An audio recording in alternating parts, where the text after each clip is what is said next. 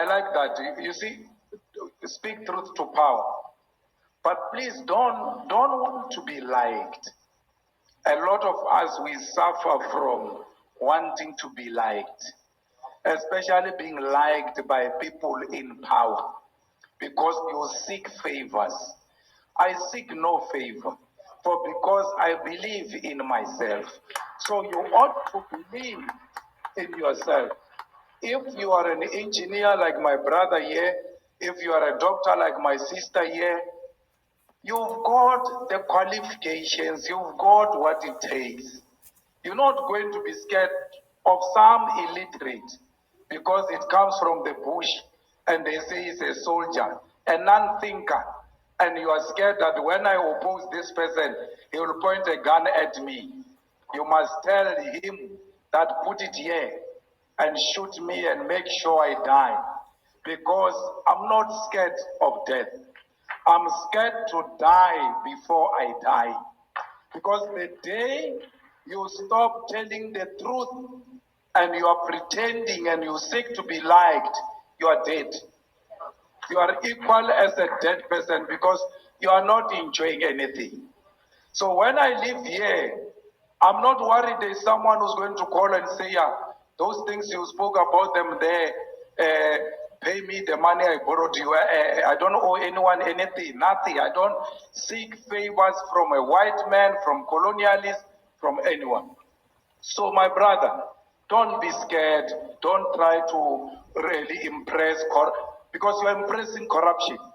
You are not impressing that person. You want to be liked by corruption.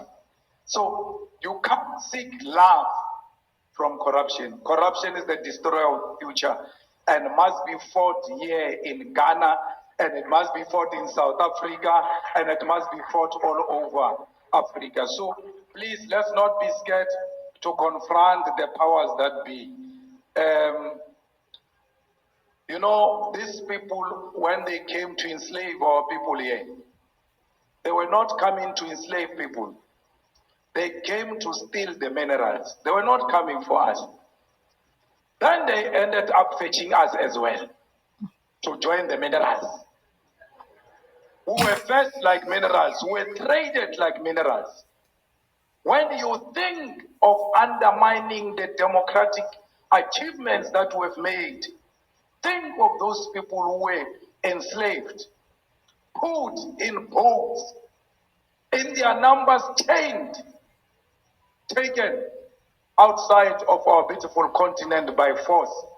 And they could not chain you as an individual. They have to chain you 10 by 10.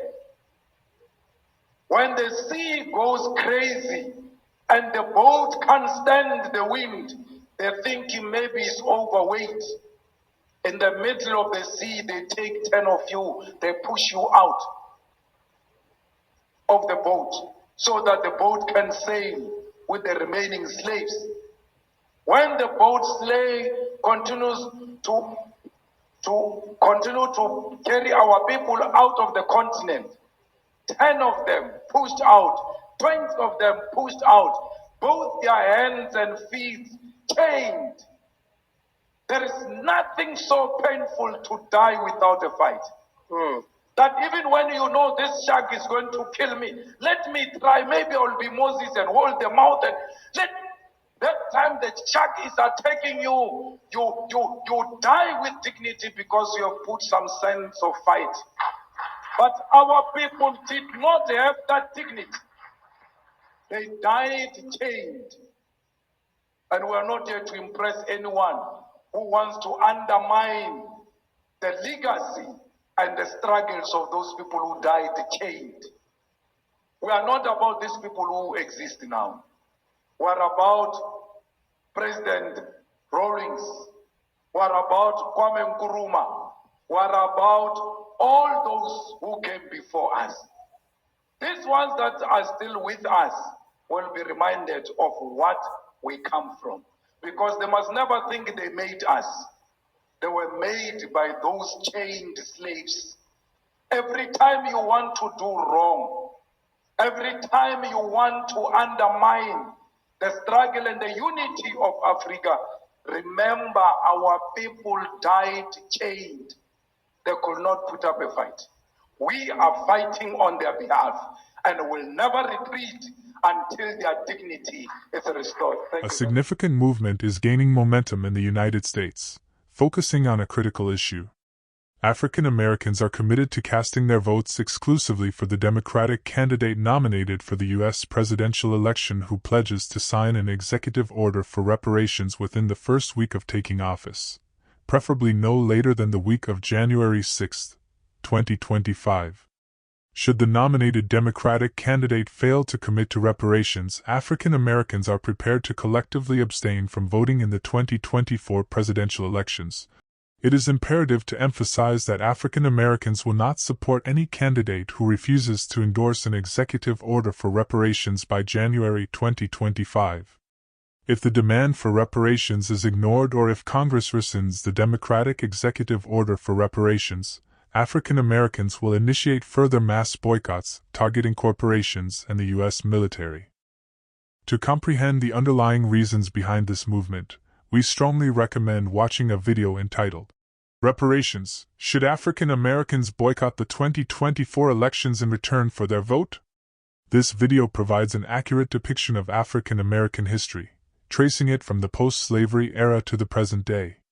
It vividly illustrates how both Republicans and Democrats have repeatedly collaborated to make promises to African Americans during election campaigns, only to renege on those promises once they secured the African American vote.